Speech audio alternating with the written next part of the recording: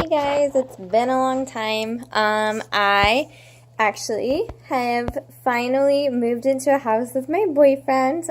We closed on a house in September and we've been busy. So I've tried to make a new video for you guys probably 3 or 4 times, but every time something happens with my phone, whether that be like my battery's dying or I run out of space on my phone, which could still be a possibility tonight. So let's hope not. Because I've literally actually been trying to post a video and then I get like annoyed and fed up and just like quit trying because something always happened. So yeah, this is kind of my new setup. If you see any messes, I apologize. Like I said, we closed in September on our house and we're still trying to move in slowly but surely. So, there's this nice ledge in our basement. I usually don't have these blinds closed, but I didn't want my neighbors to be like, why is she flashing a light at us through the window? So we have all these windows down here. So I've been using this area because that was the most space I had for my orchids at the time being. So this is where most of them are. I'm just going to kind of go through, quick little tidbit on all of them. So we have this veil that still has done nothing pretty much since it produced its kiki. Man, I need to clean the leaves. So still producing roots though, so I guess we'll keep it. See what happens. But yeah, nothing new there. This I had gotten from my auction. As you can see, I think it's pretty much dead. There's no leaves, but until this last green is gone, I'm gonna hold on and see what happens. Another fail with a new leaf. New root production. I have been using Cali Magic on my orchids since some of them haven't been producing for me lately, so I don't know if they were like becoming deficient. This was a Laelia Cattleya, still green, but I don't think it's gonna make it. Got a little Oncidium back there, a twinkle. Another phal that just has been growing some new leaves and the roots. Another phal. This is actually the one that had a bacterial infection that I left outside, bouncing back quite nicely. This leaf, though, this is new, so it's making me a little nervous. If it spreads anymore, I'm going to go ahead and cut that off like I did with this one. This was another orchid that I almost killed by forgetting about it. Bouncing back as well. Oh, this is also the one I used peroxide on. And then it did like that mold thing. So yeah, if you guys use peroxide, what I do is I still let it fizz for 10 minutes. And then I go ahead and rinse it off. And that seems to be okay for me. Because as you can see, like I said, this one is bouncing back since that whole incident where it was left almost rootless when I just left the peroxide on it. We got another phal. I think this is like a new leaf. New leaf on another one. My Sherry Baby, I finally decided to divide a few different ways just to try something out because I kept getting the accordion leaves. So this one's in Leca, and I cannot get it to sit up for the life of me, so that's fun. But I did notice that this is the newest growth, and there's not that many accordion leaves, so that's good. Another one from my plant auction. Barely holding on. I had to divide it when I got it, guys, because it was already in really rough shape. And yeah, I'm trying to save them, but I already failed, I think, with the other one. This was my Kiki from one of my orchids. Doing pretty well. This is another part of the Sherry Baby. It's in a self-watering pot. This orchid girl has been switching to them, and it's definitely intriguing me, especially owning my own house now. I'm a lot busier, and I feel like I haven't had as much time for my orchids, so I'm not 100% if it's just that this orchid's struggling with it, if it's just that it's adjusting. I think it's just adjusting, because it's like all the old growth, like this is happening. And then let's see if we can find something newer. I mean, on this one, this is probably the newest, but that's not a great example. Or the one back here. Oh, sorry guys, that one's starting to yellow now too. So, I'm not sure. This part of my Sherry Baby is not doing so well in the self-watering. My other one, however, which I'll get to, is... It's kind of, I don't know, it's contradicting because all these new roots back here are kind of going crazy. So, I don't know. We're going to see what happens. Moving on. Sorry, I'm going really fast. Like I said, had so many issues with trying to post videos for you guys, and it's been a while. This is my orchid that I had outside at my parents' house. The new growth is taking off very nicely, which is good because this thing got beat up outside. Like something was gnawing on it. Some of the leaves are kind of rough. The growth from last year is super rough. Like, I don't even know. This thing had a hard time outside. However, the new growth is doing really well. New leaf on this veil. We got a sheath there on the Cattleya. I had this bloom one flower for me this summer, and then I knocked it off when I was on my way to my orchid meeting. So that kind of sucked, and it hasn't done anything since. So, that's great. Another fail. I really need to clean their leaves. They're bad. No flowers, but the stalk is still, or spike is still green, so we're going to see what happens. This is my dendrobium, hybrid of sorts that still is doing nothing for me, but just putting out new growth and then freezing. This one made progress. This is the most recent one. Because usually they just get stuck at this point. So I had a judge that is in my Orchid Society. She's like part of the American Orchid Society too, and on the board. She recommended trying the Cali Magic, so that's what I've done now. And here's the most recent growth. So if I can't get this thing to bloom this year, I'm going to just donate it to my society and see if someone else can get it to bloom because... yeah, I'm kind of over it. Then this is from a plant, or from our auction at our summer picnic. I've killed 2 leaves so far. So, I don't know. I've never owned any like this before. So, I think it's really dry. I think it needs to be left damper. This is also another Cattleya that has been doing nothing for me, just new growth. Again, Cali Magic, we'll see what happens. This was part of the Sherry Baby. This is the one that I said is doing fine in the self-watering pot. So I will say the other one I shoved in there, like there was a lot of roots and I just like made it fit in the pot because I thought they liked to be like tight in the pot, but maybe it was too much. So maybe they can't breathe sort of thing. But this one's doing pretty well. This is the newest growth on here that's like more mature, and it seems to be doing okay. It's still got a little bit of the accordion leaf, but we'll see what happens.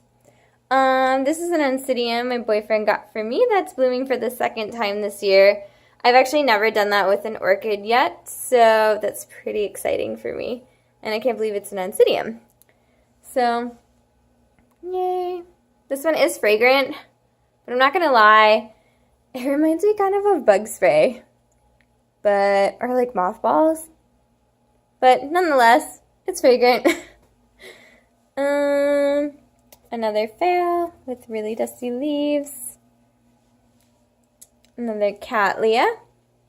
Still doing nothing for me either. I have not been able to get Cattleya to rebloom yet, guys. I've been good with Oncidiums and my Phalaenopsis orchids, but Cattleyas I have not gotten to rebloom yet, so we're going to keep trying. Another fail with a new leaf. I need to cut these because they're, I think, not really that green anymore. Like, the buds are, like, brown now. So, yeah. I'm going to pause and go upstairs. Alright, this is what I have in our living room upstairs. I've been meaning to switch these out with just blooming orchids. That's the ultimate goal, but I haven't gotten to that yet. We have this one still in bloom. I'm pretty sure it wasn't my last video. I love the fragrance of this. Kind of is like cinnamon. It's really pretty and it's a sequential bloomer. So it's doing well. We have a Phalaenopsis here, new leaf. This Oncidium just finished blooming. I meant for you guys to see it because it was a pretty like bright pink Oncidium. it was just awesome. So hopefully I can get it to rebloom so you guys can see it. Another cattleya here. You know, same old, no blooms. Then I got this one when it was in spike, and it's now blooming. Super pretty. Not fragrant. And then, yeah, another Oncidium back there. Mixing them up. Let's take another pause. Alright, excuse my crafting mess here. I decided to put these orchids upstairs in my craft/closet room. I keep calling it that because I have like all my clothes in here. But I moved these up here because all these orchids had shown signs of spider mites to me. So I wanted to keep them away from my other orchids so it wouldn't continue to spread, because actually, I think it was this one. This one, I think, and this one were not showing signs of that before. So it spread on me, I'm pretty sure. So just to be safe, I'm keeping them up here and I'm treating them. I'm using a mixture of the Dr. Bonner's peppermint soap, alcohol, and water. So that's been my method right now. The thing is, I haven't been keeping up with it enough. I think you have to do it every 2 to 3 weeks. So, but this is, and guys, I had no idea what the spider mite thing was forever. I had no idea what this was, but like it has to be. So this is what it looks like. And then if you take like a white paper towel on it, it'll be like brown. Or like kind of like a reddish brown, because you're like smashing all the spider mites that are eating away at your plant. So this one's up here.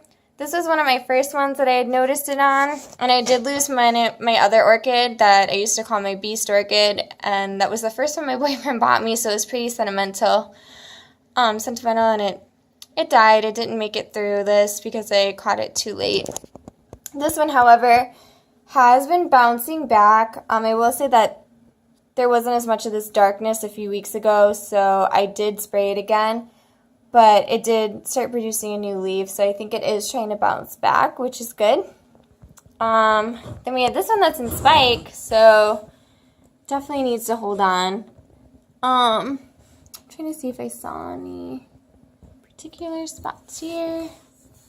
See, now I'm not seeing it. I was just like so faint, and I was nervous, so I just put it up here because I didn't want to take any chances.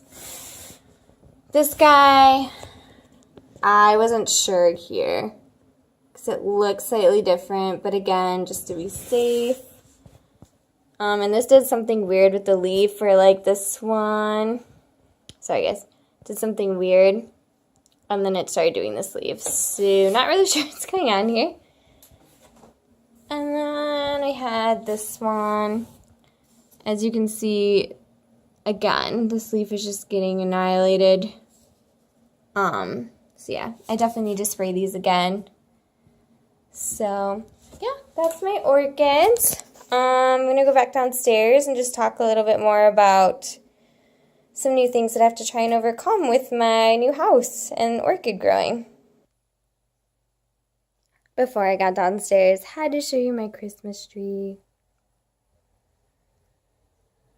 Me and my boyfriend, we're so proud of it. Okay, 1 second. Okay, back downstairs.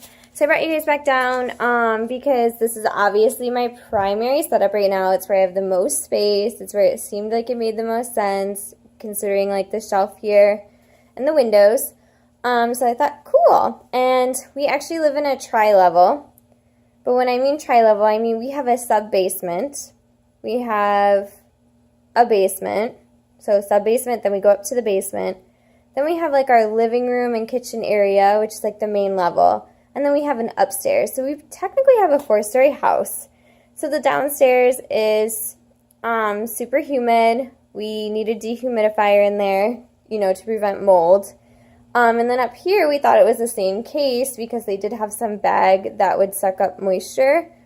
However, since I've been here and finally got set up, this is what I'm dealing with right now. only a 33% humidity. Super, super low for orchids.